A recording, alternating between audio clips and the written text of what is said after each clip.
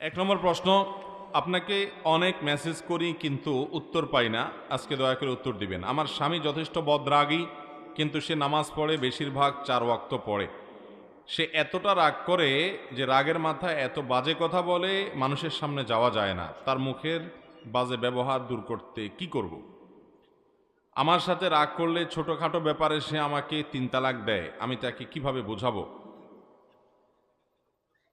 আল্লাহ তালা মাফ করুন, আমাদের এই বোনের মনের ব্যথা, তার এই কষ্ট আল্লাহ তালা দূর করে দিন, আমরা দোয়া করি। দেখুন, এই চিঠি জীবন লিখে পাঠিয়েছেন, তাকে বলবো এবং তার মাধ্যমে অন্যদেরকে বলবো, অনেক মায়েরা, অনেক বোনরা, অনেক মহিলারা অমানুষ স্বামীর ঘরে সীমাহীন নির্যাতন এবং কষ্ট ভোগ করে জীবন কাটান। আমি তাদেরকে বলবো, প্রথমত আপনি তাকে সংশোধন করার চেষ্টা তো অব্যাহত রাখবেনই।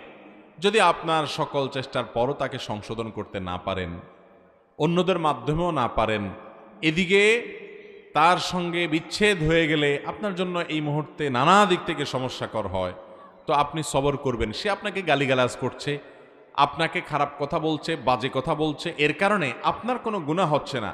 হ্যাঁ, আপনি অপমানিত হচ্ছেন, আপনার কষ্ট হচ্ছে, গুনাহ হবে তার, ক্ষতি হবে তার। সে নিজের পায়ে নিজে কুড়াল মারছে। যে গালি দেয় ক্ষতি তার হয়, যাকে গালি দেওয়া হয় তার কোনো ক্ষতি হয় না। বিধায় আপনি একটু সবর করবেন, ধৈর্য ধারণ করবেন, এবং আল্লাহ রাব্বুল আলামিন এই সবরের বিনিময়ে, এই ধৈর্যের বিনিময়ে আপনাকে ক্ষমা করবেন ইনশাআল্লাহ। আর মনে রাখবেন, দুনিয়ার জীবন কোনো একভাবে পার হয়ে চলে যাবে। এখানে আমরা কেউ চিরকাল থাকার জন্য আসি নাই, একভাবে পার হয়ে যাবে। আখিরাতে আসল দেখা হবে। আপনি অবশ্যই চেষ্টা করবেন আপনার অধিকার যাতে সে খর্ব করতে পারে না পারে, নষ্ট করতে না পারে, আপনাকে যেন কষ্ট দিতে না পারে, চেষ্টা করবেন। কিন্তু কোনো কারণে আপনি সেটা করতে পারেন নাই, আপনার হারাবার কিছু নাই। সে কপাল পোড়া, তার হারাবার অনেক কিছু আছে, আপনার হারাবার কিছু নাই। এই জন্য আপনি সবর করবেন। মনে রাখবেন, ফেরাউনের ঘরে আল্লাহ রাব্বুল আলামিন আসিয়ার মতো নেককার নারীকে দিয়েছেন।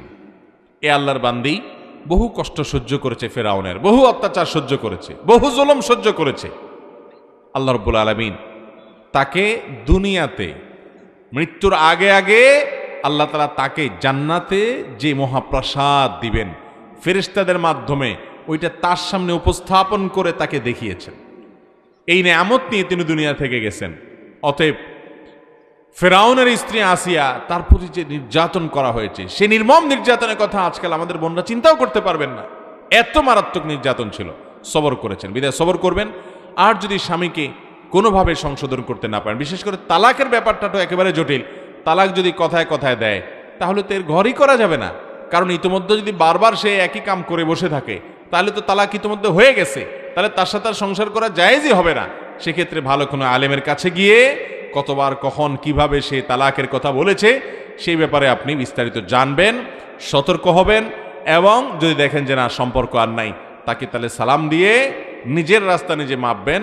এবং আল্লাহ তাআলা কাউকে কারো রিজিক দাতা বানান নাই, আমাদের সবার রিজিক দাতার পালনকর্তা কে? আল্লাহ তাআলা। অতএব কোনো অবস্থাতে এরকম স্বামী যে কথায় কথায় তালাক দেয়, যদি ইতিমধ্যে তালাক এমনভাবে হয়ে যায় যে আর ঘর করা না যায়, তাহলে তার ঘর করবেন না। আর তাকে কোনো ভালো আলেমের কাছে গিয়ে যদি বোঝানোর মতো থাকে, সেই পজিশনে থাকে, তাহলে বোঝাবেন। আল্লাহ তাআলা আমার এই বোনের কষ্ট দূর করে দিন। আর আমি সবসময় বলি, দেখেন, দুনিয়াতে সারা জীবন কষ্ট করলেন, ধরেন সারা জীবন কষ্ট করলেন, আপনি চির দুঃখী, যেটাকে বলে জনম দুঃখী, কখনো সুখ পেলেন না।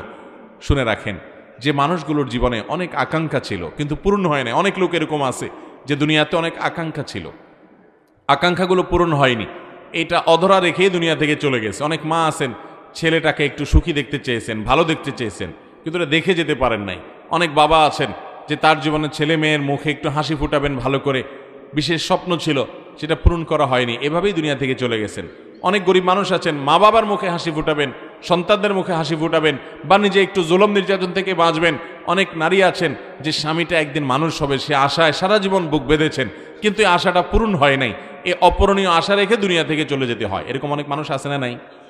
যাদেরকে আমরা জনম দুঃখী বলি, চিরদুঃখী বলি। এই মানুষগুলোর সম্পর্কে একটা বিশুদ্ধ সূত্রে বর্ণিত হাদিস শুনেন।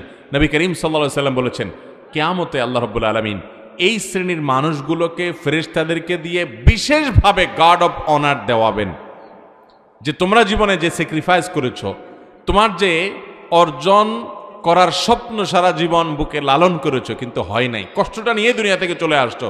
এই কষ্ট নিয়ে আসছো যে, সেজন্য আল্লাহ রাব্বুল আলামিনের পক্ষ থেকে জান্নাতে আজ সর্বোচ্চ সম্মাননা, গার্ড অব অনার তোমাদেরকে দেয়া হবে, বিশেষ সম্মাননা তোমাদের জন্য পেশ করা হবে।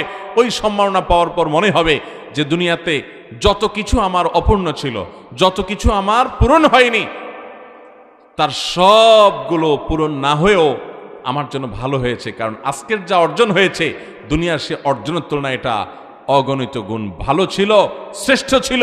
অতএব এটা আমার চাইতে দুনিয়ার সে অর্জনের চাইতে ভালো। ভাইরা আমার, অতএব যারা অনেক বেশি কষ্ট করেন দুনিয়াতে, অনেক ব্যথা বেদনা বুকে লালন করে বেড়ান, আপনাদের জন্য আমাদের জন্য এই হাদিস সান্ত্বনা। ভাইরা, দুনিয়াতে কারোর থাকার জায়গা না।